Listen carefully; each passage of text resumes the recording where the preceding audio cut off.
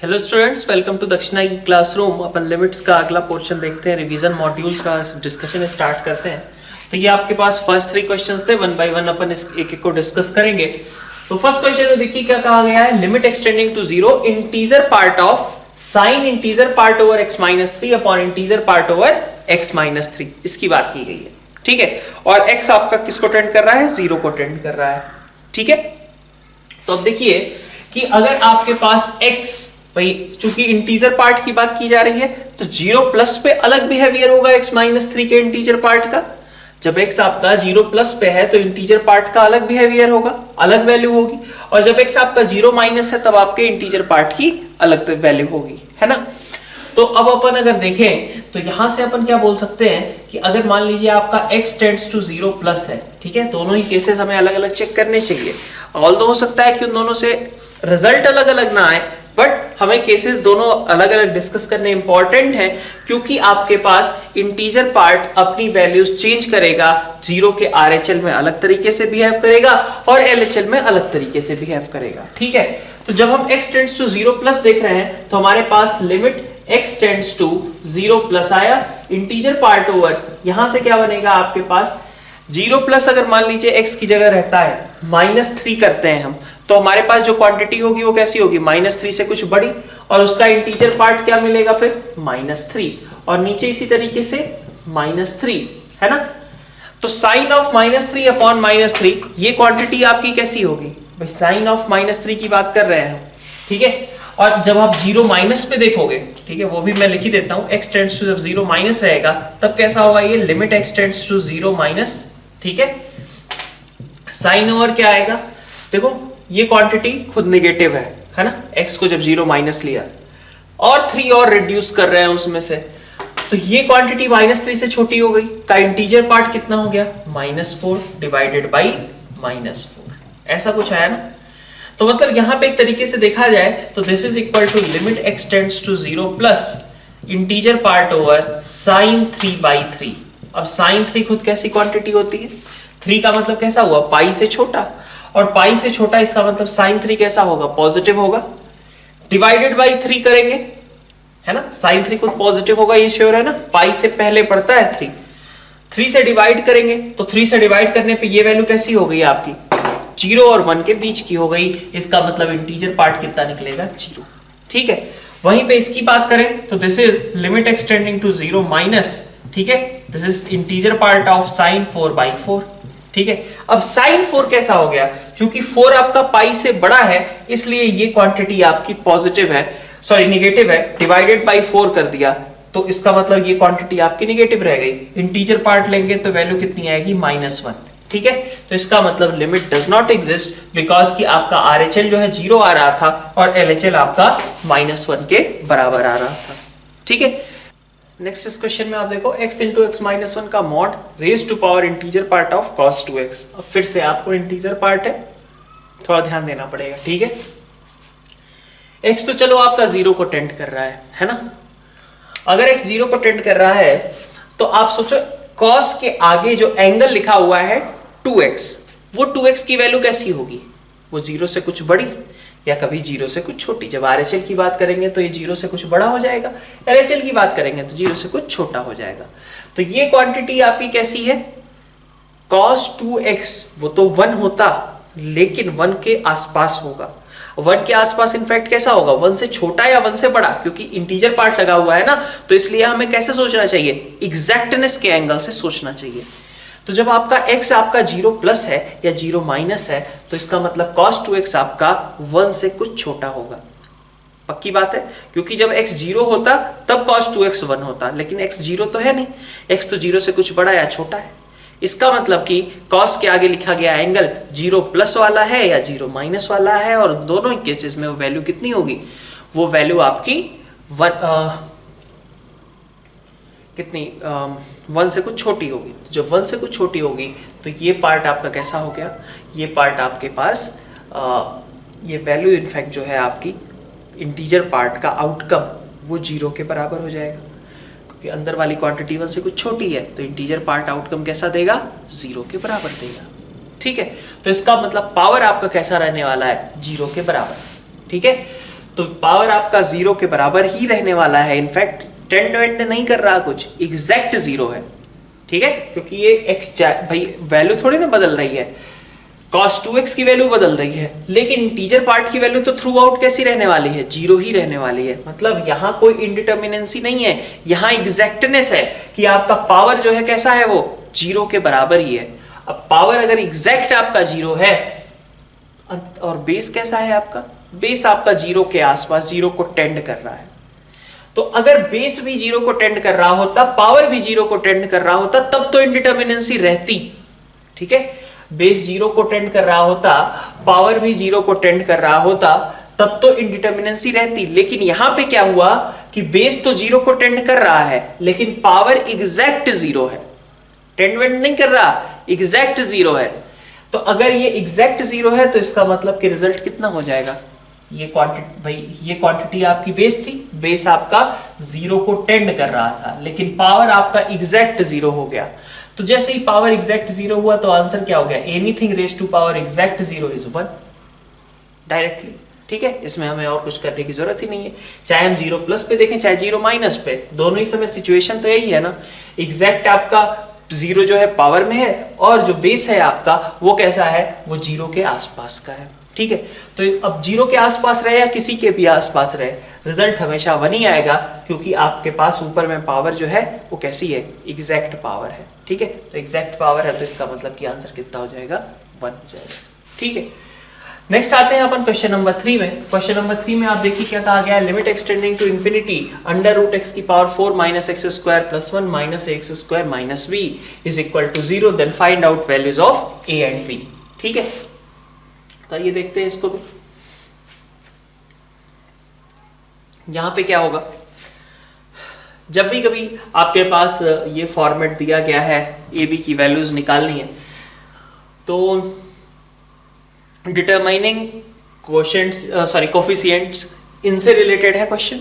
तो इसके लिए क्या करें, पहले तो हम फॉर्मेट एक क्रिएट करें कि भाई यहाँ पे हम क्या लगा कैसे सकते हैं। तो ये पहले दिख रहा है हमें इन्फिनिटी माइनस इन्फिनिटी फॉर्म है, भाई एक्सटेंडिंग टू इन्फिनिटी है, तो ये क्वांटिटी आपकी इन्फिनिटी को टेंड करेगी, और माइनस ए इंटू इन्फिनिटी माइनस बी, मतलब ये भी क्वांटिटी आपकी इन्फिनिटी है, ठीक है।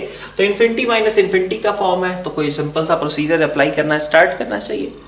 तो क्या कर सकते हैं यहाँ पे, ऑब्वियसली जैसा एक्सप्रेशन लिखा गया है रैशनलाइजेशन के लिए जाना चाहिए, क्योंकि ये तो हमें देख करके ही पता चलेगा ना क्या करना चाहिए। तो ये चीज ऑब्वियसली यही सजेस्ट करता है ये एक्सप्रेशन कि हमें रैशनलाइजेशन से प्रोसीड करना चाहिए। तो इसका मतलब क्या हुआ कि limit extending to infinity under root over x raise to power 4 minus x square plus 1 minus a x square plus b, ऐसा लिख देता हूं मैं, ठीक है। और इसको मैं इसके जो कॉन्जुगेट है एक तरीके से का काउंटर पार्ट, उससे ऊपर नीचे मल्टीप्लाई कर लेता हूं,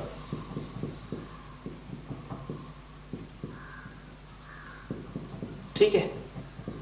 इससे डिवाइड किया और इसी से मल्टीप्लाई कर लिया, तो इससे जब मल्टीप्लाई करूंगा, ठीक है, तो ये इसका स्क्वायर हो जाएगा और यहां ये सब यही होगा ना भाई। p माइनस क्यू था तो मैंने लिख दिया P square minus Q square upon P plus Q, ठीक है।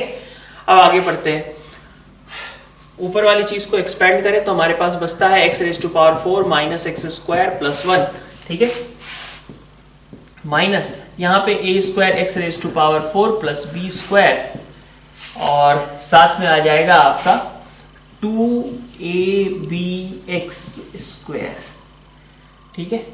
डिवीजन में आपके पास क्या क्या है, तो आपका लिमिट एक्सटेंडिंग टू इंफिनिटी था, डिवीजन में आया आपके पास x raise to power 4 minus x square plus 1, ठीक है, और plus a x square plus b, ठीक है।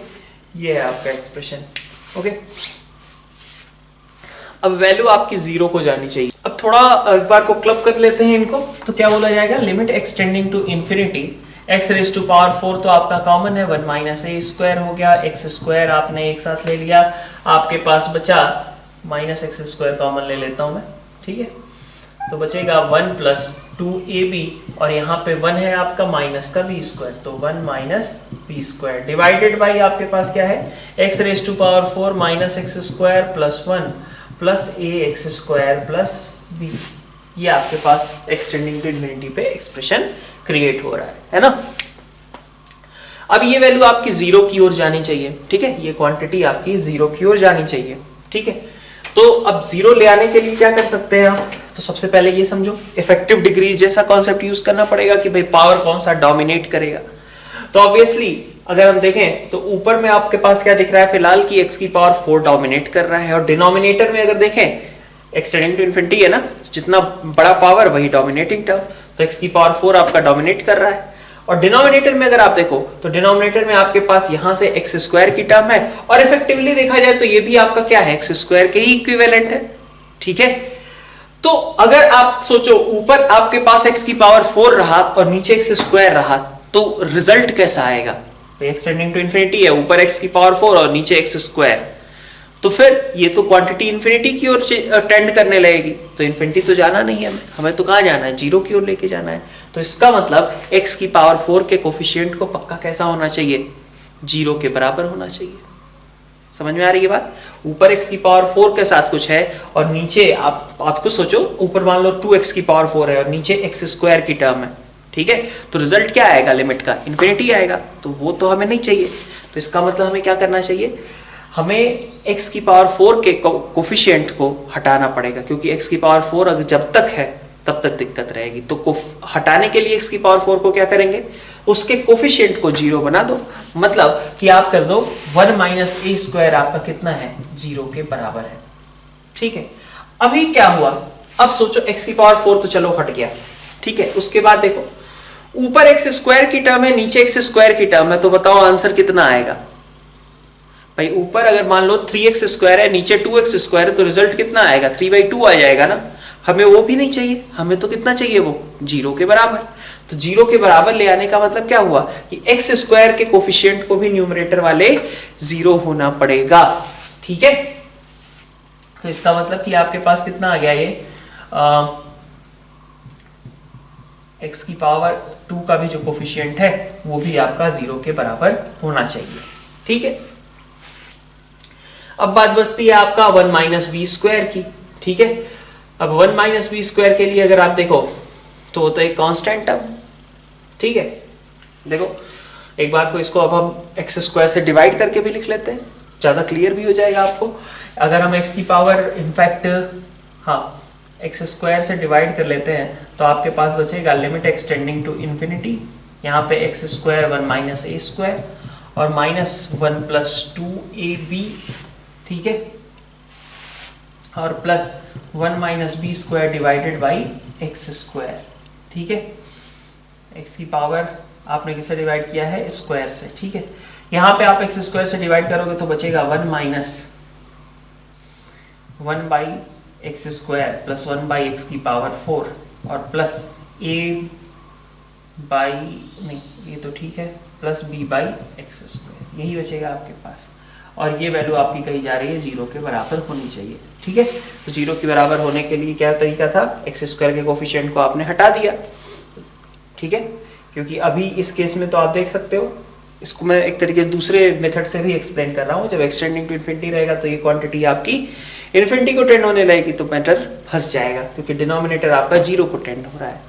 तो इसका मतलब क्या है कि आपके पास ये वाली टर्म जो है ये भी जीरो कर दी आपने, ये वाली टर्म भी आपने जीरो कर दी, ठीक है। अब बचता है आपके पास ये वाला टर्म और इधर आपके पास कुछ इस तरीके की वैल्यू। तो डिनोमिनेटर अगर हम देखें तो किसको टेंड कर रहा है, ए को टेंड कर रहा है कि नहीं भाई। ये चीज तो आपको किसको टेंड करेगी, सॉरी ये चीज आपकी 1 को टेंड करेगी प्लस ए और डिवाइडेड ये प्लस बी बाई इंफिनिटी है। तो डिनोमिनेटर एक तरीके से a प्लस 1 को टेंड कर रहा है और न्यूमरेटर आपका और कैसा हो जाए, जीरो को टेंड करने लगे, तो आपका आंसर कितना आ जाएगा, जीरो आने लगेगा, ठीक है।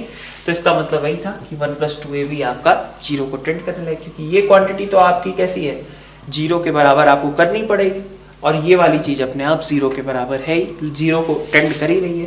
तो बस ये दो रिक्वायरमेंट्स हैं कि 1 माइनस ए स्क्वायर आपका जीरो होना चाहिए और 1 प्लस 2ab ये भी आपका जीरो के बराबर होना चाहिए, ठीक है। ऐसे ए बी के कॉम्बिनेशन जो इन दोनों कंडीशंस को मीट करेंगे वो सभी इसको सेटिस्फाई करेंगे। Moving on to next questions, question number 4 और 5, ठीक है, तो स्टार्ट करते हैं फोर्थ क्वेश्चन से। तो वैल्यू निकालनी है हमें इस लिमिट की, और फिफ्थ में आपको उस लिमिट की वैल्यू निकालनी है। ठीक है, तो सबसे पहले आप इसमें क्या ऑब्जर्व कर सकते हो, इसमें आपको दिख रहा है कि एक x की पावर 4 एक अलग से ही दिख रहा है हर बार, है ना। ठीक है, अच्छा तो आपके पास ये टर्म कैसी हो जाएगी। अच्छा, इसमें भी आप देख सकते हो क्या, e की पावर 2x की पावर 4 है ना, -1 -2x की पावर 4। तो ये एक्सपोनेंशियल और ये आपका पॉलिनोमियल।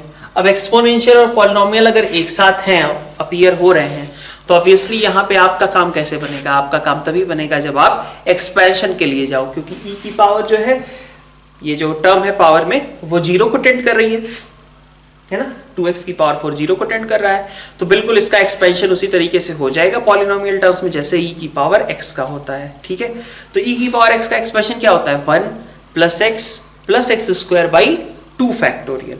और हम कहां तक एक्सपेंशन करते हैं, till we get first non cancelled term, तब तक हम एक्सपेंड करते रहते हैं जब तक कि हमें एक्सप्रेशन में पहली बार कोई ऐसी टर्म ना मिल जाए जहां पे मतलब जो कि मतलब कहीं से कट पिट ना रही हो। ठीक है, कट पिट ना रही हो, इनफैक्ट कट पिटने का मतलब क्या है कि नॉन एडिशन सब्ट्रैक्शन से कट पिट ना रही हो, वहां तक हम इसको e की पावर 2x की पावर 4 को एक्सपेंड करते जाएंगे। ठीक है, चलिए सबसे पहले वहीं से स्टार्ट करते हैं। sin x raise to power 4 -x raise to power 4 into cos x raise to power 4 plus x raise to power 20।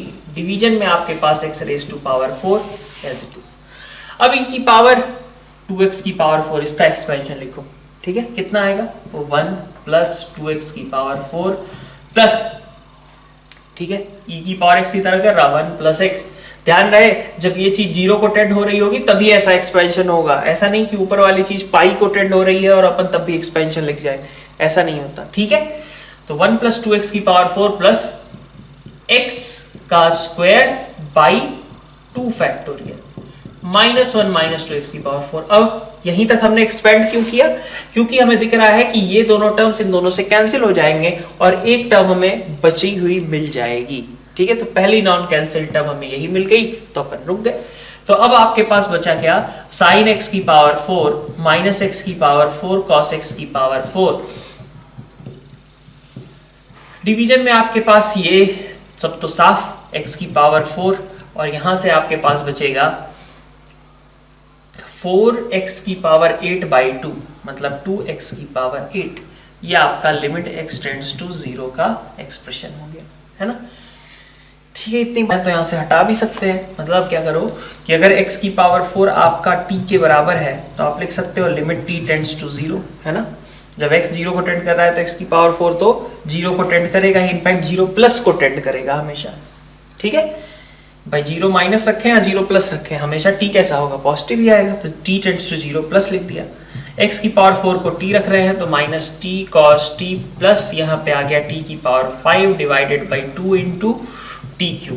ठीक है, अब ये आपको दिख रहा है कि साइन है, कॉस है, लेकिन साथ में पॉलिनोमियल है, तो ऑब्वियसली फिर से कैसा होगा, डिसिमिलर टाइप की टर्म्स है ना। ट्रिग्नोमेट्रिक तक तो ठीक था, साथ में आपका पॉलिनोमियल लिख गया, इसका मतलब कि एक्सपेंशन करना पड़ेगा। तो एक्सपेंशन कर दो, t - t³/3 factorial plus t5/5 factorial. Expansion का लॉजिक क्या रहेगा भाई, till we get first non cancel term. कर दिया, minus t into 1 - t²/2 factorial plus t raise to power 4/4 factorial. ठीक है, plus t raise to power 5 और upon नीचे क्या आ जाएगा 2t³, है ना। तो आप देखो t और यहां से t ये दोनों तो कैंसिल आउट हो गए, -t³/6 और यहां से आ गया +t³/2। ठीक है, तो पहली नॉन कैंसिल टर्म हमें कौन सी मिली, t³ के कोफिशिएंट में। तो आपको यहां से मिल गया कि t³ के साथ बच क्या रहा है -1/6 और +1/2। ठीक है, 1/2 -1/6। ठीक है, whole divided by 2t³ limit t tends to 0+। तो t³ से t³ साफ, आपका आंसर कितना हो गया, हाफ -1/6 डिवाइडेड बाई 2। ये आपका आंसर हो जाएगा। ठीक है, ठीक है ये बात। तो भाई इसमें क्या था कि एक बार आपने यहाँ पे भी देखा कि आपके पास डिसिमिलर टाइप की टर्म्स थे, आप चाहते तो यहीं पे लगा सकते थे, x की पावर 4 को t लिख सकते हो, कोई दिक्कत नहीं है। ठीक है, और एक एक्सपोनेंशियल था, इधर पॉलिनोमियल था, तो डिसिमिलर टर्म्स थी, तो इसका मतलब एक्सपेंशन। सिमिलरली न्यूमरेटर में भी आपने देखा कि ट्रिग्नोमेट्रिक टर्म है, पॉलिनोमियल है, तो इसका मतलब डिसिमिलर टर्म्स है, एक्सपेंशन करना पड़ेगा। ठीक है, डिसिमिलर टर्म्स तो एक्सपेंड करके देख लो। ध्यान रहे कि आपके पास ये सारी चीजें पता होनी चाहिए भाई, ये जो साइन के आगे लिखी चीज है वो जीरो को टेंड कर रही है, तभी ये सब इस तरीके से लिखे जा सकते हैं। ठीक है, नेक्स्ट अपन देखते हैं limit extending to 1 sec pi by 2 raise to power x into ln x। इसकी हमें वैल्यू फाइंड आउट करनी है। तो अब देखो sec का आर्गुमेंट जो है पाई बाई 2, ठीक है, पहले तो हम यही पता करें कि किस तरीके का है एक्सप्रेशन। तो x जब टेंड्स टू 1 है तो आपका sec पाई बाई 2 मतलब कि कैसा हो गया, ये हो गया आपका इंफिनिटी को टेंड करता हुआ, और ये जीरो। तो इंडिटर्मिनेंसी है किस तरीके की है आपके पास, इंडिटर्मिनेंसी है of type infinity into zero type की, है ना। तो ठीक है, देखते हैं। तो आपके पास सबसे पहले तो क्या समझ में आ रहा है कि इसको कैसे चेंज कर लें हम, x टेंड्स टू 1, है ना।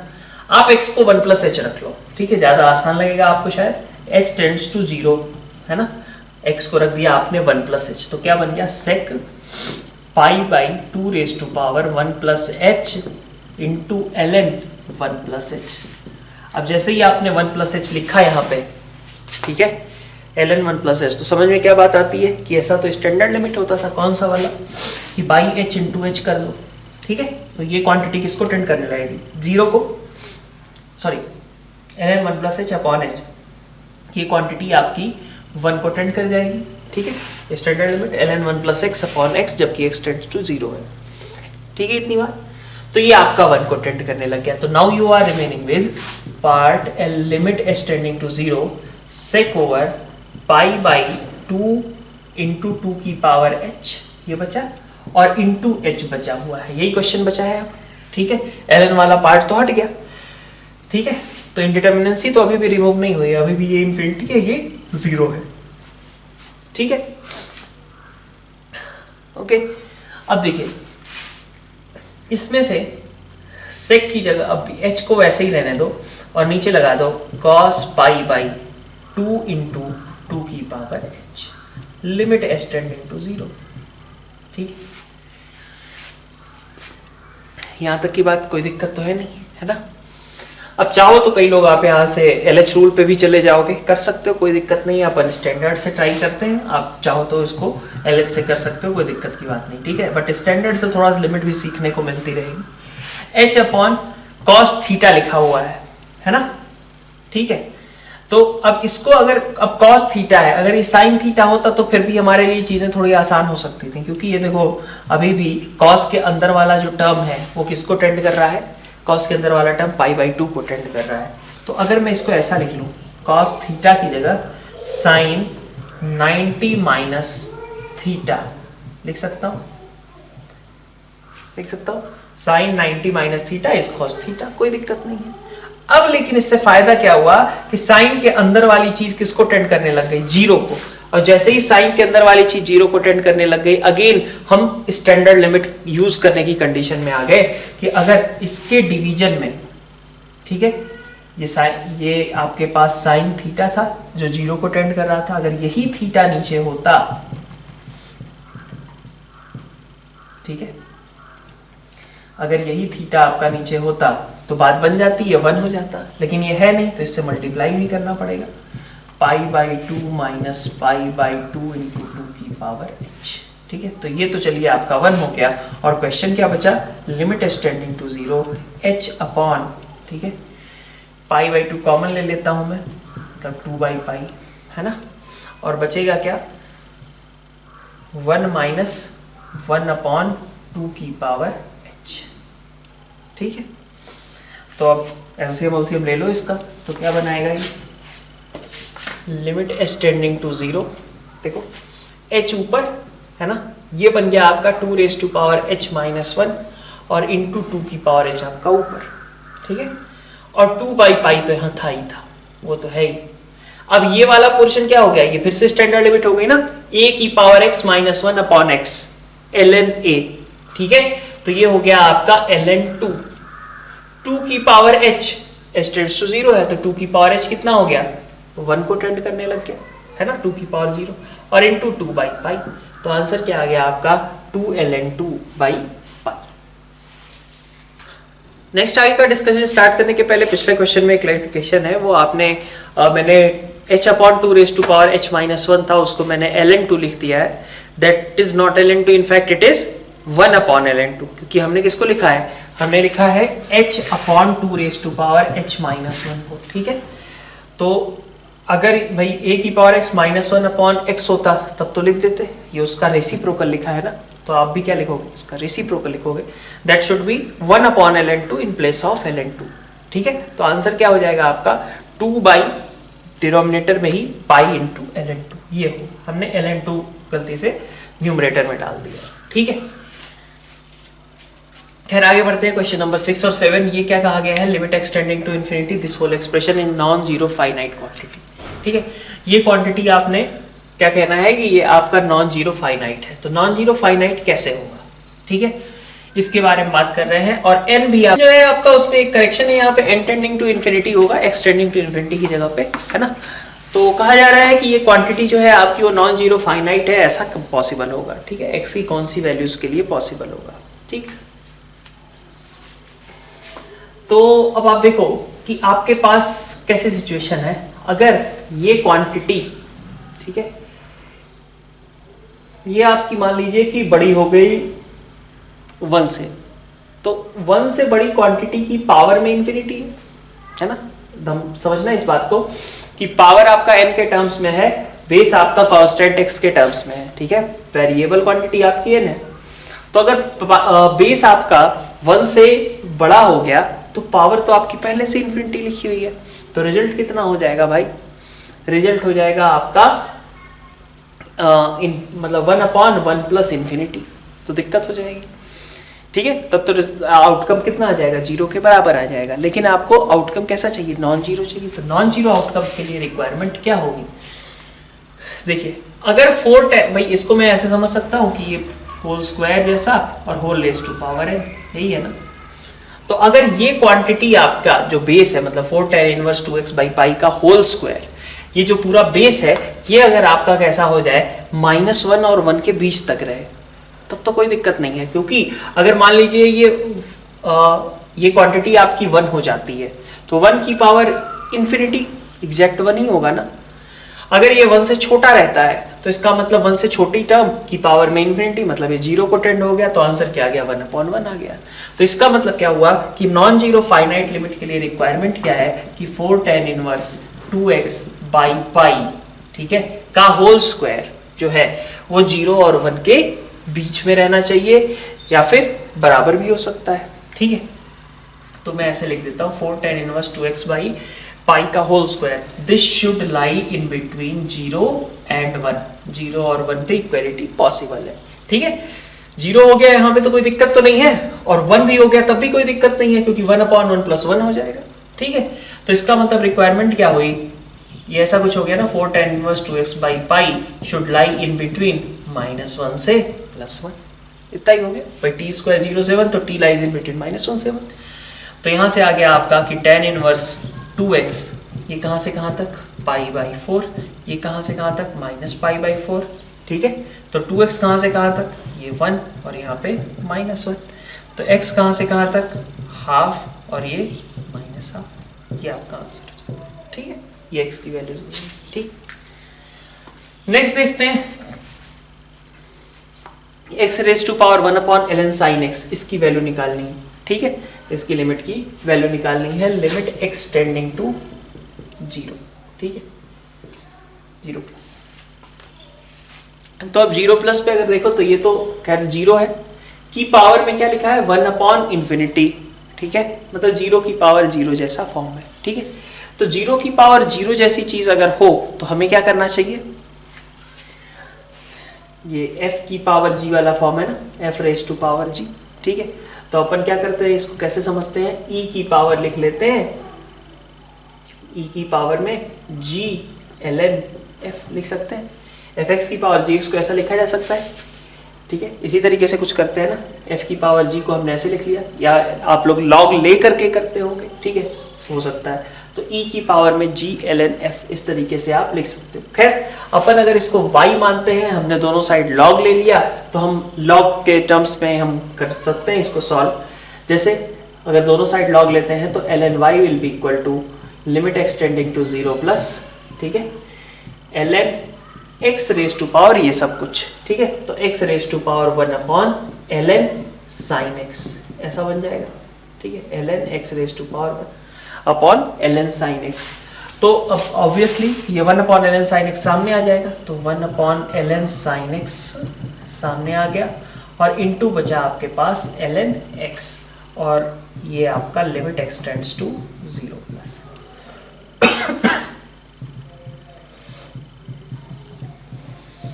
ये आपका हो गया ln sin x, ठीक है।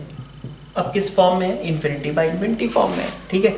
तो अब आप क्या करोगे, यहाँ पे आप LH रूल अप्लाई कर लो, ln x का डिफरेंशिएशन किया 1 upon x, ln sin x का 1 upon sin x into cos x, ठीक है, ये हो गया, तो ये cot x हो गया, और ये हो गया आपका 1 अपॉन x, तो 1 upon x into cot x लिख सकते हैं सर, ठीक है, 1 upon x into cot x, तो x अपॉन 10x, ये चीज 1 को टेंड करेगी, ऊपर 1 है तो ये कितना हो गया, 1 हो गया, लेकिन ये ln y है, ध्यान रहे ln y आपका 1 है, इसका मतलब y कितना रहा होगा, e रेज टू पावर 1 के बराबर। क्वेश्चन नंबर 8 में देखो, आपको मैंने थोड़ा कॉम्पैक्ट फॉर्म में लिख लिया है, जो सीरीज दी गई है उसको ऐसा लिख सकते हैं, न्यूमरेटर वाली r into n minus r plus 1, और डिवीजन में आपने लिख दिया n square, summation over n square. ये तो स्ट्रेट फॉरवर्ड है, ऊपर वाली चीज भी आप पैटर्न देख सकते हो, 1 2 3 ऐसे करके फॉलो कर रहा है फर्स्ट प्लेस पे, तो वो r हो जाएगा, और यहाँ आपके पास पहला टर्म है n, दूसरा टर्म है n-1, तीसरा टर्म है n-2, ऐसे करके फॉलो कर रहा है, तो उसका भी आप जनरल टर्म लिख सकते हो n-r+1। तो पहले आपने इसको समेशन के फॉर्म में लिख दिया, r कहां से कहां तक वेरी कर रहा था, 1 से n तक वेरी कर रहा था, ठीक है। अब आप समेशन को डिस्ट्रीब्यूट कर दो, तो this will give you limit n tending to infinity summation over, ठीक है, r आपकी वेरिंग क्वांटिटी है, ठीक है। तो चलिए पहले तो अभी मैं ऐसे ही लिख देता हूँ, r square plus r, summation को मैंने डिस्ट्रीब्यूट कर दिया, ठीक है। r आपका कहां से कहां तक वेरी कर रहा है, ध्यान रहे 1 से n तक, ठीक है। n तो आपका कांस्टेंट है ना, तो n अगर आपका कांस्टेंट है तो n बाहर निकल जाएगा, ठीक है, और बाकी तो r आपका 1 से n तक वेरी कर रहा है, और समेशन ओवर n स्क्वायर आपको पता होता है ये कितना होता है, n+1 2n+1 बाई 6, यही होता है। बाकी ऊपर देखो, ऊपर क्या आएगा, limit n tending to infinity nn+1/2 minus nn+1 2n+1 by 6, ठीक है, और प्लस समेशन r एक और है, ठीक है, तो एक और आ जाएगा, ठीक है, इतनी बात, ठीक है, n times of summation r plus 1 times of summation r, मतलब n+1 times of summation r। Division में आपके पास क्या बचा है, nn+1, ठीक है, समेशन ओवर r स्क्वायर था इनफैक्ट ये, है ना, तो nn+1 2n+1 बाई 6, ये लिखी हुई है, ठीक है।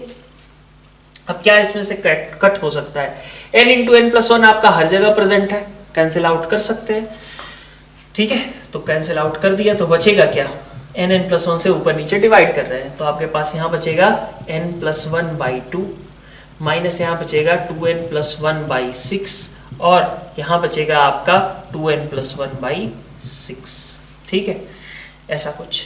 तो ये वैल्यू कितनी आ गई, 3n+3 माइनस 2n+2, है ना, एलसीएम लोगे तो 3n+3 माइनस 2n मतलब n, और 3 था -1 2 डिवाइडेड बाई 6, और ये नीचे इतने के बराबर आ जाएगा, limited tending to infinity n+2 upon 2n+1। Obviously इसका आंसर कितना हो गया, n से डिवाइड करके लिख सकते हो, हाफ के बराबर हो गया, ठीक है, n से डिवाइड किया 1 + 2/n, और नीचे 2 + 1/n, तो आंसर कितना हो गया, 1/2 के बराबर, ठीक है। नेक्स्ट क्वेश्चन देखते हैं, हमारे पास जो स्टेटमेंट बेस्ड क्वेश्चंस थे, ठीक है। तो क्वेश्चन नंबर 9 में आपसे कहा जा रहा है sin x raise to power 10x is an indeterminate form at x equal to 1। तो अगर हम x इक्वल टू 1 के सराउंडिंग में देखें तो ये तो हो ही नहीं सकता, क्योंकि भाई मतलब ये तो डिटर्मिनेट है ना डायरेक्टली, क्योंकि sin 1 रेज टू पावर 10 1, इसमें क्या ही तकलीफ है। ठीक है, ये तो आपका डिटर्मिनेट फॉर्म ही हो जाएगा, तो S1 तो आपका इनडिटर्मिनेट नहीं है। S2 की बात करते हैं, minus infinity into infinity is an indeterminate form, ऐसा कुछ है क्या? नहीं। इन्फिनिटी इंटू इन्फिनिटी, अब चाहे वो पॉजिटिव रहे चाहे निगेटिव रहे, रिजल्ट तो क्या आएगा? Does not exist. ठीक है, इन्फिनिटी माइनस इन्फिनिटी रहता तब तो दिक्कत रहती। ठीक है, यहाँ पे तो प्रोडक्ट कहा गया है ना, इन्फिनिटी इंटू माइनस इन्फिनिटी, तो वो तो इंडिटर्मिनेट फॉर्म है नहीं, वो तो डिटर्मिनेट ही है। फिर आगे बढ़ते हैं, क्या कहा गया है थर्ड स्टेटमेंट में? Integer part of x upon x becomes an indeterminate form when x tends to 0। ठीक है, integer part of x upon x becomes an indeterminate form when x tends to 0, ऐसा बोला गया। तो अब आप यहाँ पे देखो,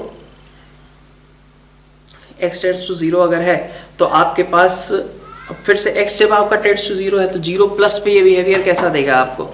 0 प्लस पे ये देगा 0 अपॉन x। ठीक है, 0 तो ऊपर कांस्टेंट। ठीक है, और 0 माइनस पे आपको कैसा बिहेवियर देगा? ये -1 अपॉन नीचे समथिंग टेंडिंग टू 0। ठीक है, तो ये तो आपका इसमें भी आपका कुछ ऐसा थोड़ी ना है कि जो न्यूमरेटर है वो तो आपका फिक्स रह रहा है ना, न्यूमरेटर आपका चेंज वेंज थोड़ी ना हो रहा। 0 प्लस पे जब आप देखोगे तो आपका न्यूमरेटर हमेशा 0 ही आएगा। ठीक है, कोई चेंजिंग नहीं है ना उसमें, वो तो फिक्स रह जाएगा। जैसे ही 0 प्लस है पे गए, अब मतलब एक तरीके से 0 के राइट साइड से हम 0 की ओर आए। ठीक है, 0 की तरफ आए, तो जैसे जैसे हम 0 की तरफ आएंगे आपका न्यूमरेटर बदल ही नहीं रहा है, आपका न्यूमरेटर तो हमेशा 0 ही है। और इसी तरीके से 0 के लेफ्ट साइड से जैसे जैसे आप 0 की तरफ गए वैसे वैसे आपका फिर से न्यूमरेटर नहीं बदल रहा है, वो तो हमेशा कितना है? -1 ही है। ठीक है, तो इसलिए ये आपका इनडिटर्मिनेट नहीं है, क्योंकि इनडिटर्मिनेंसी के लिए तो आपको टेंडिंग चीजें चाहिए कि सभी आपकी चेंज होती रहे, वेरिएबल हो, लेकिन ये तो फिक्स हो जा रही हैं। ठीक है, फिर आगे बढ़ते हैं, x upon integer part of x is not defined, x tends to 0 plus पे, तो 0 प्लस पे ऑब्वियसली नॉट डिफाइंड, क्योंकि डिनोमिनेटर आपका एग्जैक्ट 0 हो जाएगा, और डिनोमिनेटर जैसे एग्जैक्ट 0 हुआ, this is not defined obviously. ठीक है, भले ही न्यूमरेटर आपका चेंज हो रहा हो, लेकिन डिनोमिनेटर तो आपका फिक्स हो गया ना। अब फिर से जैसे हमने अभी स्टेटमेंट 3 के बारे में बोला, वैसे स्टेटमेंट 4 के बारे में बोल सकते हैं कि डिनोमिनेटर आपका फिक्स होने से आपका ये तय हो गया कि भाई ये इनडिटर्मिनेट नहीं है। ठीक है, क्वेश्चन नंबर 10 देखते हैं। क्वेश्चन नंबर 10 में आपके पास क्या कहा गया है? Limit extending to a fx minus limit extending to a gx exist, then it is not necessary that these limits will exist. Obviously, ठीक है, अगर इन्फिनिटी माइनस इन्फिनिटी वाला फॉर्म जो है आपका, उसको आप सिंप्लीफाई करते हो, कुछ रिजल्ट निकल करके आ जाता है ना। इसका ये मतलब थोड़ी ना है कि भाई fx भी इन्फिनिटी को टेंड कर रहा था, gx भी इन्फिनिटी को टेंड कर रहा था, तो इन्फिनिटी माइनस इन्फिनिटी आपका स्टैंडर्ड आ गया। But vice versa is not true, कि ऐसा थोड़ी ना है कि इन्फिनिटी माइनस इन्फिनिटी का कुछ रिजल्ट आया है तो इन्फिनिटी को हम लिमिट मान लेंगे, ऐसा थोड़ी ना है। ठीक है, ऐसे समझ सकते हैं ना कि भाई आपके पास लिखा हुआ था कि जैसे आपने क्वेश्चन किया अंडर रूट एक्स की power 4 minus x square plus 1, है ना, minus x square minus b. ठीक है, तो वो इन्फिनिटी माइनस इन्फिनिटी फॉर्म था, उसको सिंप्लीफाई किया, कुछ रिजल्ट आ गया। ठीक है, ए बी की किसी वैल्यू के लिए रिजल्ट आ गया, लेकिन इसका ये मतलब थोड़ी ना था कि अगर हम अंडर रूट एक्स की power 4 plus x square plus 1 का लिमिट निकालने लगते तो वो भी आ जाती, वो तो डज नॉट एग्जिस्ट ही रहती। तो इन्फिनिटी माइनस इन्फिनिटी, दो अलग अलग फंक्शंस जिनकी लिमिट इन्फिनिटी है, उनको साथ में क्लब करके सॉल्व करें तो हो सकता है कि उसका रिजल्ट जो है आपके पास एक फिक्स वैल्यू आ जाए। ठीक है, तो स्टेटमेंट 1 जो है आपका करेक्ट है, क्योंकि इसने क्या रखा है? It is not necessary that these limits will exist. तो बिल्कुल ऐसा जरूरी नहीं है कि वो लिमिट्स एग्जिस्ट करती होंगी। स्टेटमेंट 2 में आपके पास है root x into log x का होल स्क्वायर, इसकी बात की गई है। तो ये आपका कैसा है? ऐसा कह सकता हूं मैं, x की पावर 1/4 इंटू लॉग एक्स का, जी है ना। तो x टेंड्स टू 0 प्लस पे हमने कहा था कि x की पावर कुछ भी हो, ठीक है, और इंटू लॉग एक्स हो, हमने पढ़ा ही होगा, x की power 2 into log x, x की पावर -1 इंटू लॉग एक्स, मतलब सभी की वैल्यू कितनी होती है आपकी हमेशा एक्स की पावर 1/3 1/4 ये सभी कितने आ जाएंगे, 0 के बराबर आ जाएंगे। तो ये वैल्यू भी आपकी 0 के बराबर ही होगी। ठीक है, ऐसे समझ लो x की पावर log x, इसकी लिमिट कितनी होती है, 0 के बराबर। ठीक है, अगर आपको इसमें दिक्कत है तो आप ऐसे भी करके देख सकते हो कि इसको ऐसे लिख दिया log x अपॉन x की power -1/4 limit x tends to 0, है ना। तो आप देखो, अब इस पे LH लगा लो, log x का 1/x बन गया, यहाँ पे कितना आएगा, यहाँ पे आ जाएगा -1/4 इंटू एक्स की पावर -5/4, ऐसा आ जाएगा। ठीक है, ओके। तो x की पावर 5/4 इनफैक्ट ऊपर चला गया, ये आ गया ऐसा कुछ, है ना। Limit x tends to 0 +2। ठीक है, तो ये वैल्यू किसको टेंड करेगी, 0 को टेंड करेगी, का स्क्वायर मतलब 0 को ही टेंड करेगा। ठीक है, नेक्स्ट आपके पास है limit extending to 0 fractional part of sin x by x। ठीक है, 10th क्वेश्चन के पार्ट्स डिस्कस कर रहे हैं। स्टेटमेंट 2 हो गया, स्टेटमेंट 3 पे आते हैं। क्या कहा गया, लिमिट x टेंड्स टू 0, ठीक है, fractional part of sin x by x। तो इसको तो पहले आप क्या करो, इंटीजर पार्ट में बदल लो, है ना। तो 0 प्लस पे चाहे 0 माइनस पे अगर आप बात करते हो तो sin x अपॉन x कैसा होता है, 1। ठीक है, ये वैल्यू तो आपकी क्या होगी भाई, लिमिट ऐसे एक तरीके से डिस्ट्रीब्यूट कर दी आपने।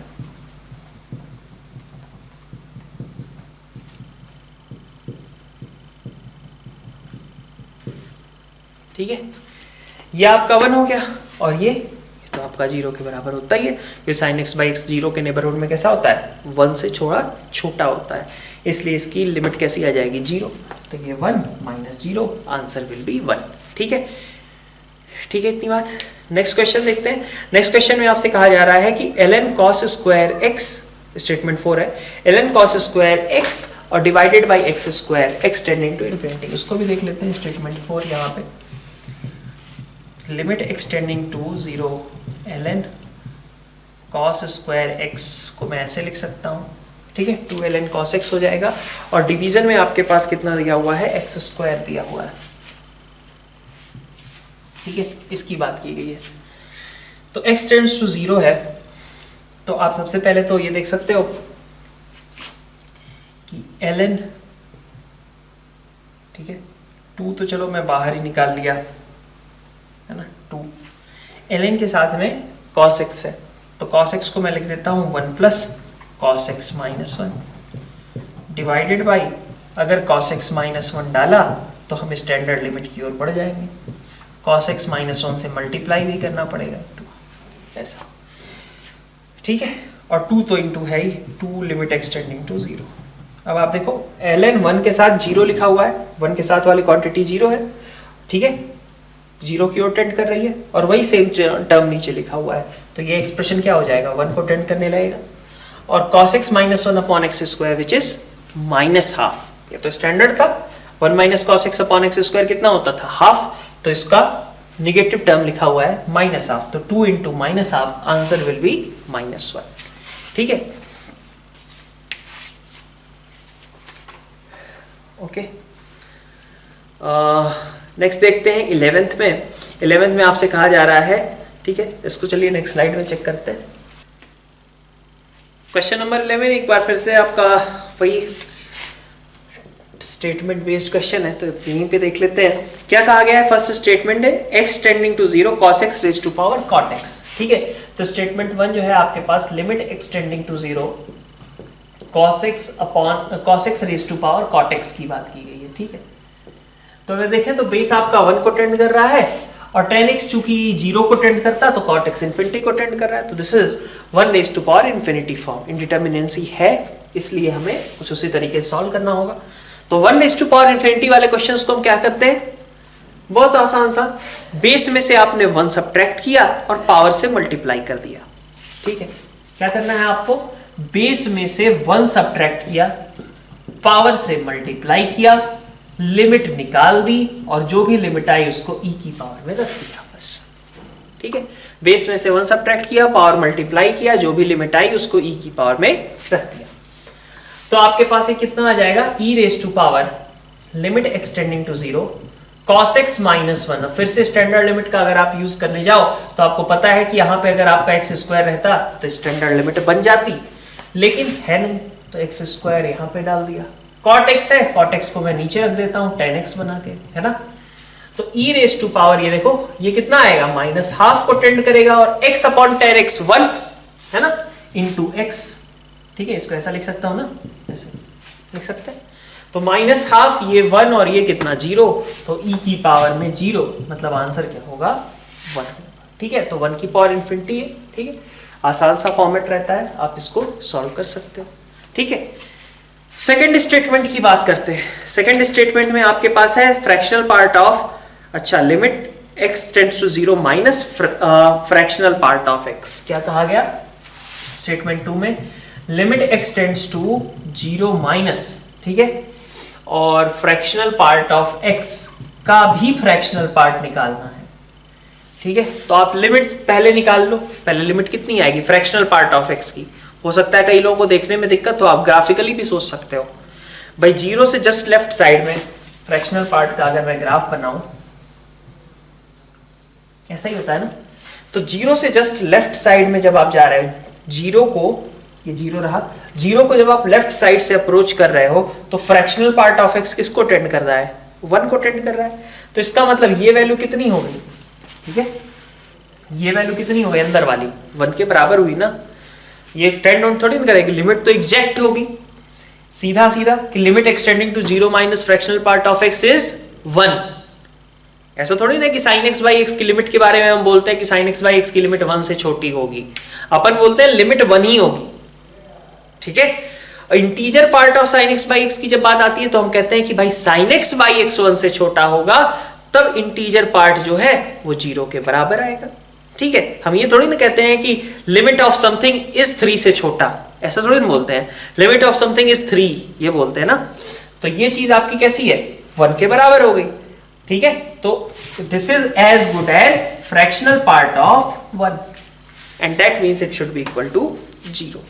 ठीक है, थर्ड वाला देखिए स्टेटमेंट क्या कहा गया है, f-4 बता दिया गया, f4 बता दिया गया और कहा गया x f4 minus 4 fx upon x minus 4।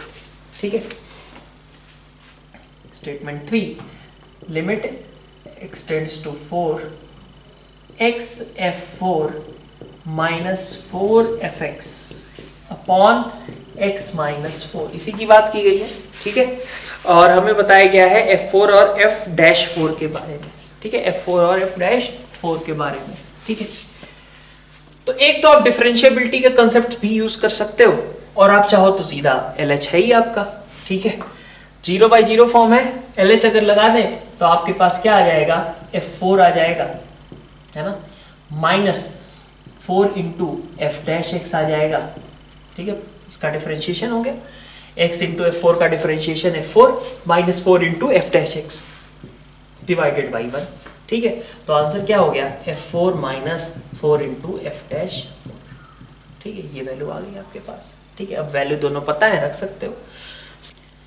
Next इसमें देखिए, लिमिट एक्सटेंडिंग टू 0 fx निकालना है स्टेटमेंट 4 के अंदर। 0 प्लस और 0 माइनस दोनों पे बिहेवियर देख लेते हैं, है ना। ठीक है, क्योंकि ये 0 के अराउंड नेचर चेंज हो रहा है। तो जब आप 0 प्लस पे देखने जाओगे, है ना, limit extending to 0 plus fx, ये तो 0 प्लस का मतलब क्या हुआ, आप इस वाले फंक्शन को फॉलो करोगे क्योंकि 0 के राइट साइड में तो ये वाला फंक्शन है ना। तो जब आप x टेंडिंग टू 0 प्लस पे बात कर रहे हो तो इसका मतलब आपका लिमिट कितना आएगा fx के लिए, 3/4 आएगा, क्योंकि ये डेफिनेशन फॉलो होगी। ठीक है, और जब आप 0 माइनस पे बात कर रहे हो तो 0 माइनस का मतलब क्या होगा, ये वाली डेफिनेशन फॉलो होगी और उस समय कितना आएगा, हाफ आएगा, है ना। तो इंटीजर पार्ट आपको निकालना था, इंटीजर पार्ट ऑफ लिमिट। तो लिमिट आपकी 3/4 अगर आई तो इंटीजर पार्ट कितना होगा, पहली बात, सॉरी, इंटीजर पार्ट तक पहुंचने के पहले ही हम कह सकते हैं ना यहाँ पे कि भाई 0 प्लस और 0 माइनस दोनों पे वैल्यूज अलग अलग हैं, मतलब लिमिट डज नॉट एग्जिस्ट। क्योंकि भाई जब लिमिट ही नहीं एग्जिस्ट कर रही तो उसके इंटीजर पार्ट का क्या मतलब है। ठीक है, उसने इंटीजर पार्ट ऑफ fx नहीं बोला है, उसने बोला है लिमिट का इंटीजर पार्ट निकालिए। तो लिमिट का इंटीजर पार्ट तो क्या ही निकालेंगे जब लिमिट खुद ही नहीं एग्जिस्ट करता है। ठीक है, क्योंकि लिमिट 0 प्लस पे 3/4 है, 0 माइनस पे हाफ है, तो obviously limit extending to 0 fx does not exist, so there is no value for this integer part. ठीक है, ये भी आपका नॉट डिफाइंड ही रहेगा। ओके, ठीक है। अब नेक्स्ट सेक्शन अपन देखते हैं मल्टीपल चॉइस क्वेश्चन से रिलेटेड। ठीक है, क्वेश्चन नंबर 12 है आपका x टेंड्स टू इंफिनिटी पे आपको निकालना है और x टेंड्स टू 1 पे निकालना है fx। fx क्या है? Limit x tends to infinity, ठीक है, x upon 2 plus x raise to power 2x, ये गिवन है। ठीक है, x upon 2 plus x whole raise to power 2x। ठीक है, तो अच्छा, और x टेंडिंग टू 1 भी निकालना था, वो भी लिख लेते हैं। Limit x tending to 1 x upon 2 plus x raise to power 2x। तो आप देखो सबसे पहले इस क्वेश्चन में, तो ये तो आपका सिंपल सा बात है ना, 1 अपॉन 3 रेज टू पावर 2, मतलब ये तो सिंपल 1/9 आना चाहिए। ठीक है, 1/3 रेज टू पावर 2, 1/9। नेक्स्ट आते हैं इसमें।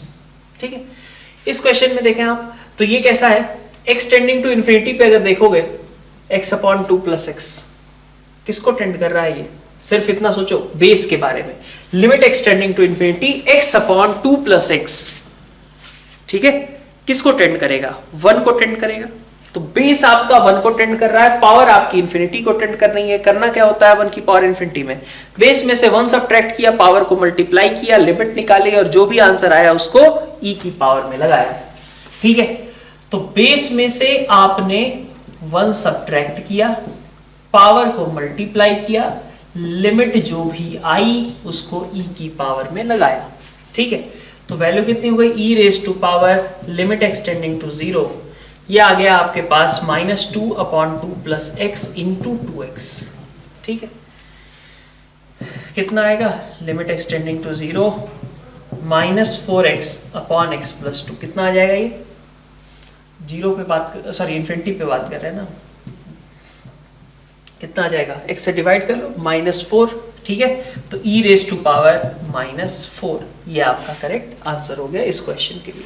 ठीक है, नेक्स्ट देखते हैं question number 13। Again statement based true false है ना, तो x tends to a fx plus gx अगर आपका एग्जिस्ट करता है तो कहा जा रहा है कि दोनों लिमिट्स अलग अलग एग्जिस्ट करती होंगी। ऐसी बात नहीं है, ये हम ऑलरेडी आपका जो क्वेश्चन नंबर 10th हाउस में हम बात कर चुके हैं स्टेटमेंट 1 में, है ना। तो सपोज fx की लिमिट आपकी इंफिनिटी को जा रही थी, gx की लिमिट आपकी माइनस इंफिनिटी को जा रही थी, है ना, तो fx प्लस gx की लिमिट तो एग्जिस्ट कर सकती है ना, इंडिटर्मिनेंसी रिमूव करके। ठीक है, बी स्टेटमेंट कह रहा है कि fx और gx की लिमिट्स अगर एग्जिस्ट करती हैं तो fx प्लस gx की लिमिट एग्जिस्ट करेगी, ऑब्वियसली करेगी, क्योंकि ये तो अलजेब्रा ऑफ लिमिट्स में ही था कि अगर आप मान लीजिए सपोज दो चीजों की फाइनाइट लिमिट्स है तो उनको ऐड कर लेंगे तो भी लिमिट क्या होगी? फाइनाइट ही रह जाएगी ना। सपोज एक की लिमिट 4 है, दूसरे की 2 है, तो सम करने पे वो कितना हो जाएगा? 6 हो जाएगा ऑब्वियसली। ठीक है, अगर फाइनाइट लिमिट्स हैं तो। सी स्टेटमेंट में कह रहा है प्रोडक्ट के बारे में अब इसी तरीके से कि अगर आपका लिमिट fx और लिमिट gx एग्जिस्ट करता है तो limit fx into gx exist करेगा। तो हाँ बिल्कुल करेगा, क्योंकि अगर दोनों में से कोई भी एक फाइनाइट है, सपोज एक 0 है दूसरा 5 है, तो प्रोडक्ट 0 हो जाएगा। ठीक है, इतना तो पक्का है ना कि 0 इंटू इन्फिनिटी नहीं बनने वाला, क्योंकि कोई भी इन्फिनिटी नहीं है, ना तो gx इन्फिनिटी जा रहा है ना तो fx इन्फिनिटी जा रहा है। ठीक है, और तो कोई केस ऐसा है नहीं प्रोडक्ट का जो इंडिटर्मिनेंसी क्रिएट करे। ठीक है, तो दो अगर फाइनाइट चीजें रही, fx और gx दोनों की लिमिट्स अगर फाइनाइट रही तो दोनों का प्रोडक्ट ऑब्वियसली फाइनाइट ही आएगा। ठीक है, एक का 0 रहा दूसरे का फाइनाइट रहा तो भी प्रोडक्ट 0 ही आएगा। ठीक है, 0 इंटू 0 रहा तब भी 0 ही आएगा। 0 इंटू इन्फिनिटी से दिक्कत हो सकती थी लेकिन इन्फिनिटी बन ही नहीं सकता, क्योंकि इन्फिनिटी 0 इंटू इन्फिनिटी का मतलब क्या है कि fx चाहे तो gx, किसी एक की लिमिट पक्का क्या थी? इन्फिनिटी थी। ठीक है,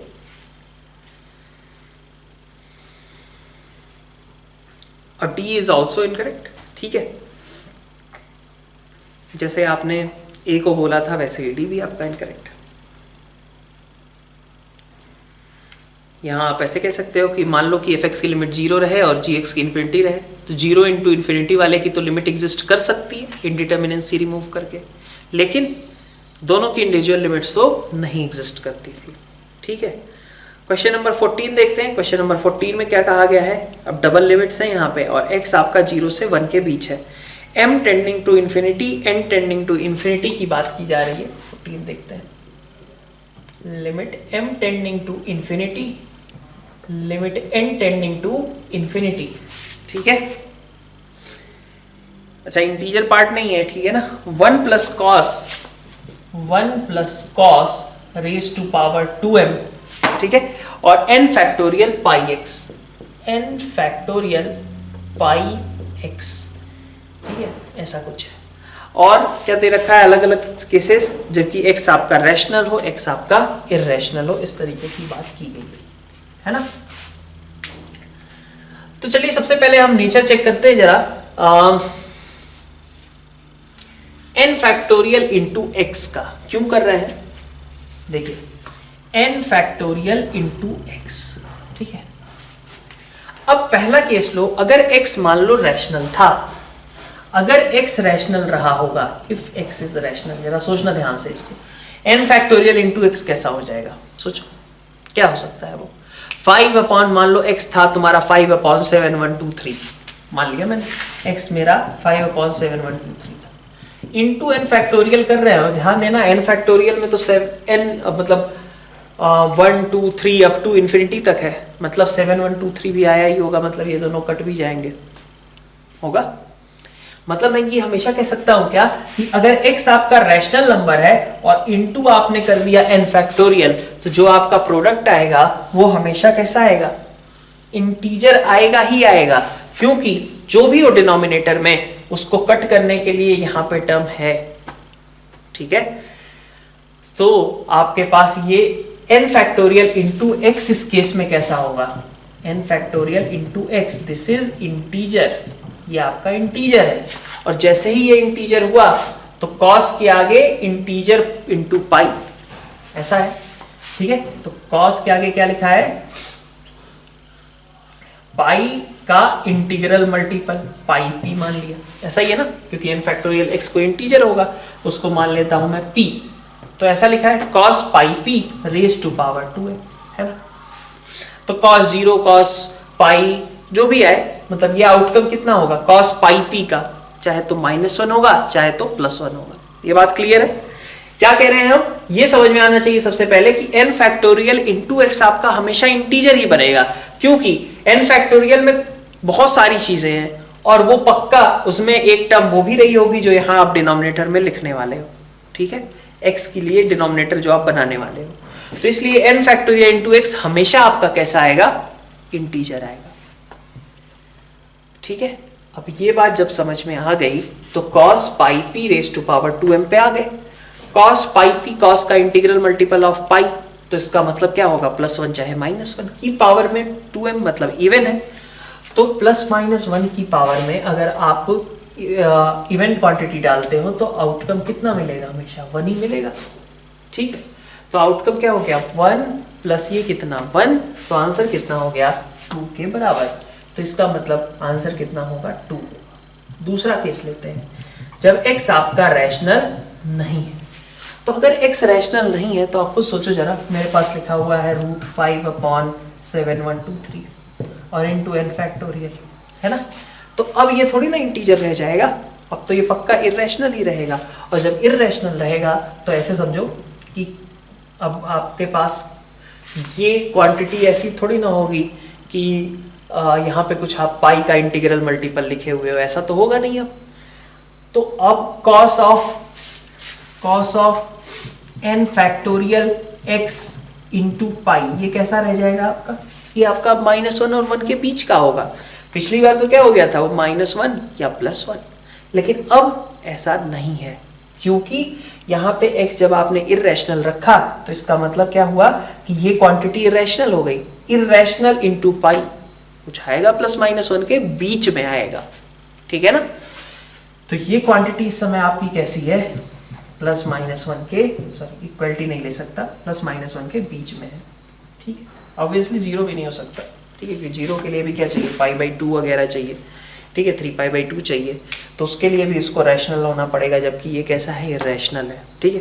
तो ठीक है, cos ऑफ समथिंग ये जो टर्म थी वो -1 से 1 के बीच है। की पावर में आपने 2m लगाया, की पावर में आप 2m भी कैसा लगा रहे हो, इन्फिनिटी वाला, ठीक है। तो एक क्वांटिटी थी, उसकी पावर में आपने लगाया इन्फिनिटी, सपोज इसकी पावर में लगा रहे हो आप 2m, तो यहां भी 2m, ठीक है। ऐसा कुछ हो जाएगा, मतलब 0 से बड़ा होगा, ऐसा कुछ कह सकते हैं, ऐसे लिख लेते हैं, cos 2m n factorial pi x, ठीक है। ये क्वांटिटी आपकी कैसी रह जाएगी, ये क्वांटिटी हो जाएगी आपकी 0 और 1 के बीच में, ठीक है। ये क्वांटिटी आपकी 0 और 1 के बीच में रह जाएगी, ठीक है। इतनी बात। अब चूंकि m आपका टेंडिंग टू इन्फिनिटी था, limit m tending to infinity था, ठीक है। m आपका इन्फिनिटी अगर रहेगा तो सोचो बेस आपका 0 से 1 के बीच का था, की पावर में आपने इन्फिनिटी डाल दिया, तो रिजल्ट कैसा हो जाएगा भाई, ये -1 से 1 के बीच था, की पावर में आपने इन्फिनिटी डाला, तो इन्फिनिटी डालते ही साथ ये वैल्यू किधर चली जाएगी, ये 0 को चली जाएगी, है कि नहीं है, ठीक है। बेस आप समझो, पिछली बार क्या हुआ था, पिछली बार हो गया था कि ये जो बेस है आपका ये +1 है ना। इसकी बात करें, cos of n factorial pi x, 2m को भूल जाओ अभी, cos of n factorial pi x, ये आपका +1 या -1 होगा, यही हो सकता था। की पावर में आपने कुछ भी लगाया, जब वो +1 और -1 एग्जैक्ट है बेस में, की पावर में आप इवन क्वांटिटी लगाते हो, कितनी भी बड़ी लगाते हो, रिजल्ट 1 ही मिलेगा। और यहाँ पे गड़बड़ हो गई, यहाँ पे क्या हुआ कि बेस आपका 1 और -1 के बीच का था, की पावर में आपने इन्फिनिटी लगा दिया, तो रिजल्ट क्या हो गया, 0 को टेंड कर गया। तो इस बार आंसर क्या आएगा, 1 + 0 1 के बराबर हो जाएगा। तो जब x रैशनल है तो answer is 2, x is irrational तो आंसर इज 1। बढ़िया क्वेश्चन है ये, ठीक है। क्वेश्चन नंबर 15 में देखिए क्या कहा गया है, which of the following limits tends to unity, ठीक है। तो देखते हैं,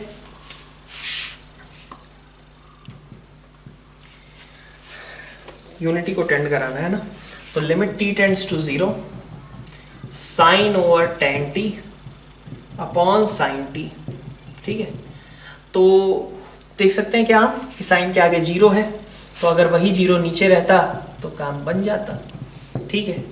tan t upon sine t, यही लिखा हुआ है। तो ये आपका तो 1 हो गया ना, साइन की पावर, साइन के आगे 0 और वही सेम 0 नीचे, ठीक है। और tan t upon sine t is obviously 1, है ना, 1 अपॉन cos t है, तो it is also 1, so this is 1। B option में देखिए, बी ऑप्शन में क्या कहा गया है,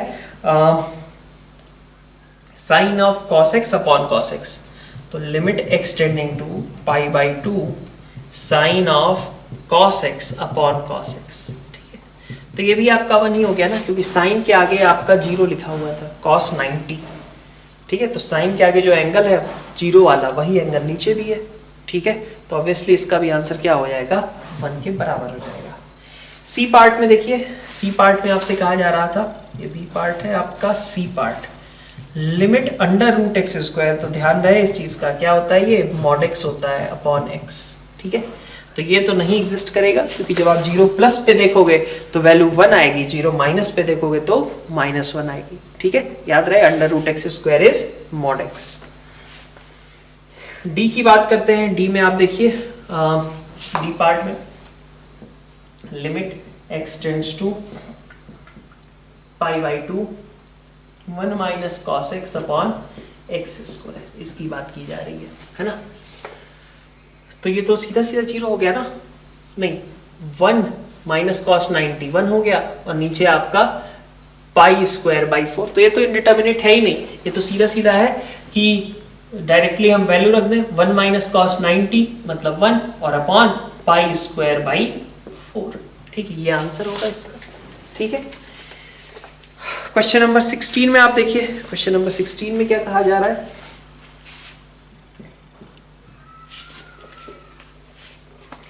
fx आपका x + ½ है और 2x + 1/3 है। तो अगर मैं कहूं कि लिमिट x टेंडिंग टू 0+ पे fx किधर जा रहा है, तो fx आपका दूसरे वाली डिफिनीशन फॉलो करेगा और आंसर आएगा 1/3। और जब 0- पे आप देखोगे तो पहले वाली डेफिनेशन फॉलो करेगा, आंसर आएगा ½ ठीक है। तो अगर कोई ये कहता है आपसे कि लिमिट x टेंडिंग टू 0 ऐसा, दिस डज नॉट एग्जिस्ट, क्योंकि x टेंडिंग टू 0 fx तो खुद ही नहीं एग्जिस्ट करता है, ठीक है ना, क्योंकि 0 प्लस पे अलग है, 0 माइनस पे अलग है। तो 0 limit x tending to 0 fx खुद में अगर कहे तो दैट डज नॉट एग्जिस्ट, ठीक है। ओके, अब हमसे कहा जा रहा है इंटीजर पार्ट ऑफ fx के बारे में, ठीक है। मतलब सी ऑप्शन तो आपका पहले ही मैंने बता दिया, ये सी ऑप्शन की बात कर रहा है, डज नॉट एग्जिस्ट, ठीक है, क्योंकि लिमिट ही नहीं एग्जिस्ट करती तो उसके इंटीजर पार्ट का मतलब क्या है। फिर आगे बढ़े, ए बी में देखिए, अच्छा बी में भी देखो, बी भी यही बात कर रहा है, limit extending to 0 fx does not exist. तो बी और बी आपका करेक्ट है, सी आपका इनकरेक्ट है। अब बात आती है इंटीजर पार्ट ऑफ fx की। तो इंटीजर पार्ट ऑफ fx की अगर आप बात करते हो तो इंटीजर पार्ट ऑफ fx में देखो क्या होगा। इंटीजर पार्ट ऑफ fx का मतलब है राइट साइड से जब आप 0 की ओर अप्रोच कर रहे होगे, ठीक है, तो fx खुद क्या हो रहा होगा, 1/3 को अप्रोच हो रहा होगा, और उसका इंटीजर पार्ट वो तो थ्रू आउट 0 बना रह रहा होगा ना, उस पूरे ड्यूरेशन में। जब आप सोचो 0 के इनफाइनाइटेसिमली क्लोज हो राइट साइड से, ठीक है, और 0 की ओर जा रहे हो, तो fx 1/3 की ओर अप्रोच कर रहा है, लेकिन fx का इंटीजर पार्ट वो तो 0 की ओर अप्रोच कर रहा है। और सेम तरीके से यहां पे भी fx का इंटीजर पार्ट 0 की ओर अप्रोच कर रहा है। तो अगर हम एक तरीके से कहें कि आपका इंटीजर पार्ट ऑफ fx खुद एक फंक्शन gx है, तो gx की वैल्यू 0 प्लस पे कितनी है, 0 के बराबर, 0 माइनस पे कितनी है, 0 के बराबर, तो gx की लिमिट क्या होगी, 0 के बराबर। तो इसका मतलब क्या हुआ कि limit x tending to 0 integer part of fx is nothing but exactly 0, ठीक है। तो ये वैल्यू आपकी एग्जैक्ट 0 के बराबर आ जाएगी। तो नेक्स्ट क्वेश्चन देखते हैं, क्वेश्चन नंबर 17, 18 से रिलेटेड जो क्वेश्चंस हैं वो मैंने लिख दिए हैं, ठीक है। 17 में इसके अलावा स्टेटमेंट 2 में एक और बात कही गई है जो मैं आपसे लगातार कहता आ रहा हूं कि 1 की पावर इन्फिनिटी फॉर्म को सिंप्लीफाई करने का तरीका क्या है कि आप बेस में से 1 आपने सब्ट्रैक्ट किया और पावर को मल्टीप्लाई किया और जो भी लिमिट आई उसको e की पावर में रख दिया। यही चीज आपका स्टेटमेंट 2 दे रहा है, ठीक है। तो स्टेटमेंट 2 की करेक्टनेस पे कोई डाउट नहीं है, वो हम आपका करेक्ट है ही, ठीक है। अब आते हैं स्टेटमेंट 1 पे कि इसकी लिमिट आपको निकालनी है। तो अब आप देखो a1 a2 सब के बारे में कह दिया गया कि चलो सब पॉजिटिव है, ठीक है, कि पावर में 0 को टेंड कर रहा है, पावर 0 को टेंड कर रहा है, पावर 0 को टेंड कर रहा है। तो ये 1 को टेंड कर रहा है, 1 को टेंड कर रहा है, ये भी 1 को टेंड कर रहा है। मतलब ऊपर कितना बन गया, 1 + 1 + n टाइम्स, मतलब ऊपर n नीचे n। तो बेस आपका 1 को टेंड कर रहा है, ये पूरा है बेस आपका 1 को टेंड कर रहा है, कि पावर में इंफिनिटी है, ठीक है। तो 1 की पावर इंफिनिटी फॉर्म है। फिर से वही बात कि जो आपने थ्योरी दे रखी है वहां पे स्टेटमेंट 2 की, उसी को यूज कर ले कि आपको इसमें से 1 सब्ट्रैक्ट करना पड़ेगा, है ना। ये बेस है आपका, ठीक है, इसमें से 1 सब्ट्रैक्ट करना पड़ेगा, इनटू आपको पावर करना पड़ेगा, लिमिट आपको निकालनी पड़ेगी, और जो भी आंसर आएगा उसको e की पावर में लिखना पड़ेगा, ठीक है। तो आइए लिमिट सॉल्व करते हैं। पहले तो e भूल जाते हैं थोड़ी देर के लिए, लिमिट सॉल्व करते हैं, ठीक है। तो आप देखो ये क्या बन जाएगा, ऐसा लिख सकता हूं मैं, एलसीएम एलसीएम लेके n और n ने कट भी कर लिया, ठीक है, ये भी हो गया काम। इस x को भी मैं यहां पे लिख देता हूं 1/x, लिख सकते थे। अब ये बन क्या गया, e⁻⁴ limit x tending to infinity a1⁻⁴ 1/x, n है ना ये, और ये कितनी चीजें हैं, n चीजें हैं, सबके साथ एक एक 1 लगा दो, ऐसा।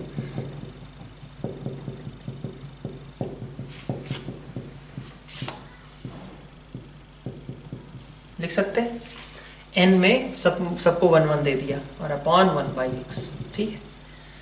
तो आप देखो ये वैल्यू कितनी हो गई, ये वैल्यू कितनी होगी आपकी, a1 की पावर में 0 -1 और नीचे वही 0, ठीक है। तो आपके पास आ गया e⁻⁴, ये देखिए कितना, ये स्टैंडर्ड लिमिट है कुछ, कौन सी वाली, a की पावर में 0 है, -1 और सेम 0 नीचे है, a की पावर x -1 अपॉन, भाई कंफ्यूजन है तो आप 1/x को t मान लो। तो क्या आएगा, a की पावर में t -1 अपॉन t, क्या होता है ये, ln a, this is ln a1। फिर सिमिलरली ये क्या बनेगा, ln a2, ठीक है, अप टू लास्ट वाला क्या बनेगा, ln an, ठीक है। So this is equal to a1 into a2 into an, ये आपका आंसर हो जाएगा, ठीक है। नेक्स्ट देखिए क्वेश्चन नंबर 18। क्वेश्चन नंबर 18 में आपसे, अच्छा ये आपने एक्सप्लेनेशन भी हो गया हो, क्योंकि आपने स्टेटमेंट 2 को ही एक तरीके से यूज करके स्टेटमेंट 1 का रिजल्ट निकाला है। तो अगर स्टेटमेंट 2 को यूज करने से स्टेटमेंट 1 तक आप पहुंच जाएं तो इसका मतलब कि वो आपका करेक्ट एक्सप्लेनेशन है, ठीक है। फिर आते हैं हम 18th पे। 18th में आपका ये लिमिट निकालनी है और फिर कहा गया है कि fractional part of x is discontinuous at x equal to 0, ठीक है। तो fractional part of x obviously आपका डिसकंटिन्यूअस होता ही है, ग्राफिकली आपको पता है x इक्वल टू 0 पे, ठीक है। लेकिन उससे क्या हम लिमिट निकाल पाएंगे, तो सिर्फ इस फैक्ट से अपन 0 प्लस और 0 माइनस तो हमें देखना पड़ेगा, है ना। तो जब आप limit x tending to 0 plus देखने जाओगे, ठीक है, वैसे ज्यादा सेफ साइड हमेशा ये है आपके लिए, मैं बता देता हूं कि फ्रैक्शनल पार्ट रहे तो इंटीजर पार्ट में बदल लीजिए, ठीक है।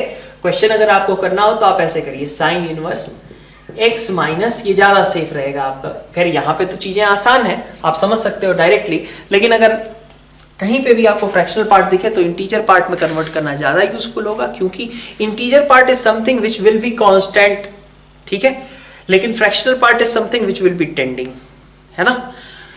तो x minus integer part of x आपने ऐसे लिख लिया। अगर आप ऐसा लिखते हो तो जरा देखो, लिमिट जब आप x टेंडिंग टू 0 प्लस पे निकालने जाओगे तो this is sine inverse x minus, x तो बदलता रहेगा लेकिन ये तो फिक्स हो गया ना भाई, ये तो 0 ही रहने वाला है।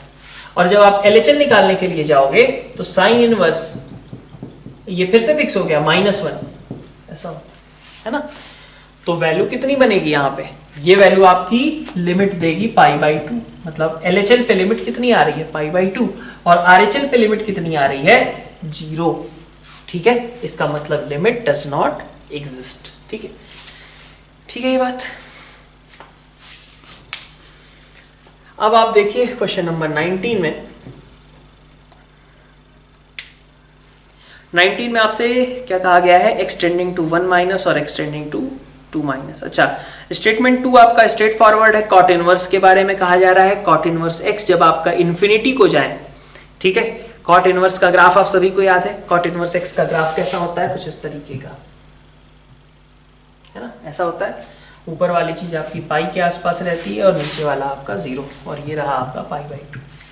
तो जब आप कॉट इनवर्स पॉजिटिव इन्फिनिटी पे जाते हो तो देख सकते हो ग्राफ किधर जा रहा है, 0 को, और जब कॉट इनवर्स माइनस इन्फिनिटी को जाते हैं तो देख सकते हो ग्राफ किधर जा रहा है, पाई को, ठीक है, ठीक है ये बात। तो इसी बात को उसने स्टेटमेंट 2 में बोल रखा है कि नहीं है। कॉट इनवर्स जब x को पॉजिटिव इन्फिनिटी ले गया तो 0, निगेटिव इन्फिनिटी ले गया तो पाई, ठीक है।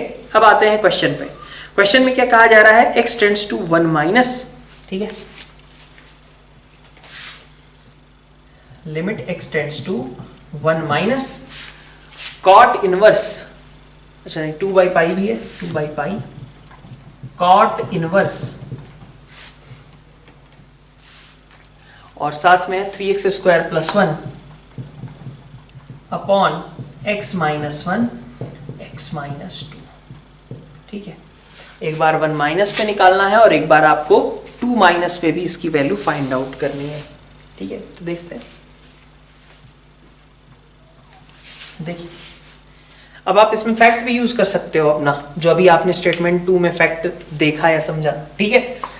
तो 1 माइनस पे आप देखो क्या होगा, न्यूमरेटर तो चलिए आपका पॉजिटिव रहेगा। अच्छा, इसमें तो कोई डाउट नहीं है ना कि 1 के अराउंड ये क्वांटिटी इन्फिनिटी को टेंड होगी, पक्का है भाई। जब x टेंडिंग टू 1 माइनस है तो न्यूमरेटर आपका पॉजिटिव 5, मतलब कितना आ रहा है, 4 आ रहा है, और डिनोमिनेटर 0, तो ऑब्वियसली बनेगा तो क्या इन्फिनिटी, आपको देखना है पॉजिटिव या नेगेटिव। तो जब आप 1 माइनस पे देख रहे हो तो देखो न्यूमरेटर तो पॉजिटिव हो गया, डिनोमिनेटर की बात करते हैं, ये क्वांटिटी आपकी, चूंकि x आपका 1 से छोटा है तो ये नेगेटिव और ये भी नेगेटिव, तो ओवरऑल कैसी रहेगी क्वांटिटी आपकी, पॉजिटिव रहेगी।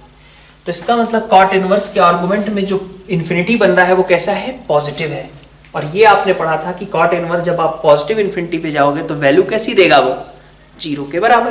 तो इसका मतलब ये क्वांटिटी आपकी 0 को टेंड कर रही है और इंटू 2/π 0 हो जाएगा। कैसे पता किया आपने? आपने ये पता करना है कि अंदर वाली क्वांटिटी ये जो पूरी थी वो पॉजिटिव इन्फिनिटी है या नेगेटिव इन्फिनिटी है।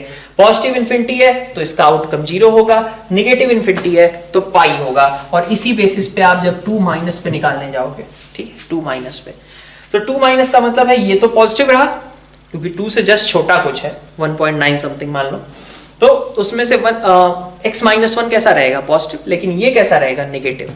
न्यूमरेटर पॉजिटिव, तो ओवरऑल क्वांटिटी कैसी हो गई? Negative.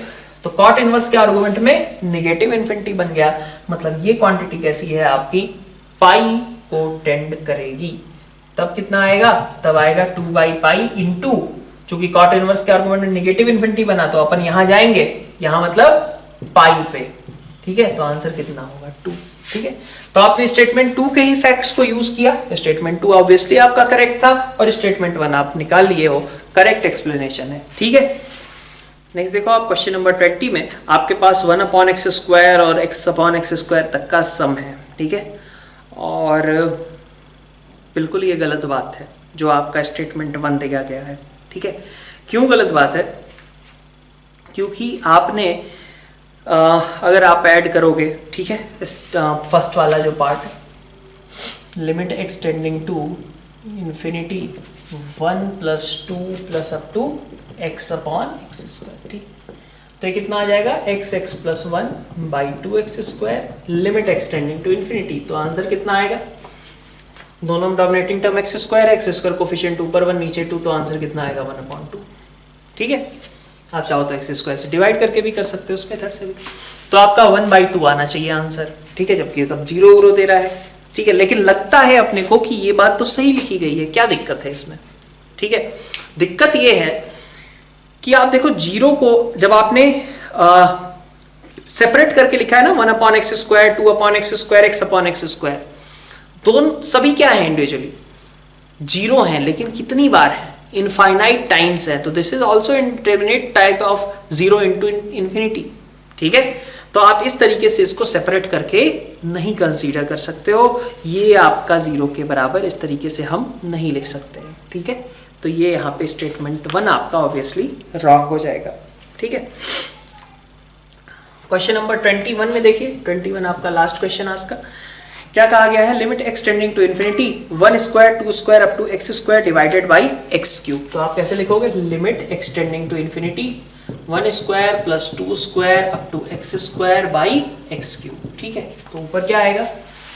Summation x + 1 2x + 1 by 6 है ना, और x³ भी है, ऐसा लिख लिया, limit x tending to infinity. अब आप x³ से ऊपर नीचे डिवाइड कर दो, तो आपके पास क्या बचता है? 1 + 1/x, 2 + 1/x और अपॉन 6, यही होगा। ठीक है, x से आपने इसको डिवाइड किया, x से इस ब्रैकेट को, x से इस ब्रैकेट को, तो 1 × 1, ठीक है भाई, 1/x तो 0 को टेंड कर रहा है ना, 1 × 2 divided by 6, this is answer is 1/3। तो ये आपका स्टेटमेंट 1 जो है आपका करेक्ट है। ठीक है, अब स्टेटमेंट 2 में क्या दिक्कत है? स्टेटमेंट 2 में आप देखिए क्या कहा गया है, f1x, f2x, fnx है, और लिमिट आपकी सब पे सेपरेट कर दी गई है। तो लिमिट आप सेपरेट तभी कर सकते हो, ठीक है, ये तो n की बात की गई है, 2 पे ही कब कर सकते हो आप?